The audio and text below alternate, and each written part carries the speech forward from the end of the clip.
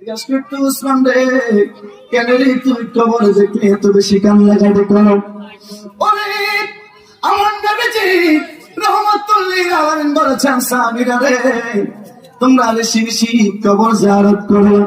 সাহাবীরা রে বেশি বেশি তোমরা কবরের কাছে যাইবা। তোমার মার কবর, বাবার কবর, দাদা দাদির কবরের সামনে দাঁড়াইবা।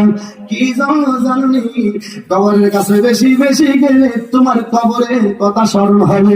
কবরের কথা তোমার ঘন ঘন স্মরণ হইলে তুমি খারাপ কাজ করতে তোমার ভয় লাগবে। জোরে কোন ঠিক কিনা? উসমান গনিকে সাহাবীরা জিজ্ঞাসা, উসমান কবর দেখলে কেন এত বেশি আপনি কান্নাকাটি করেন? ওসমান ডাক দেয়া করেন, সাহাবীরা রে আমি কান্দি কেন জানুনি? আমি যখন মারা যাব এই কবরের ভিতরে তো আমাকে থাকতে হবে।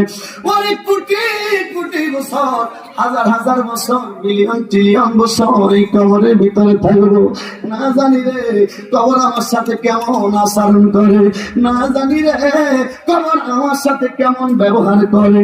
এই জন্য রে আমি কবর দেখলে বেশি বেশি কান্নাকাটি করি। আল্লাহু আকবার।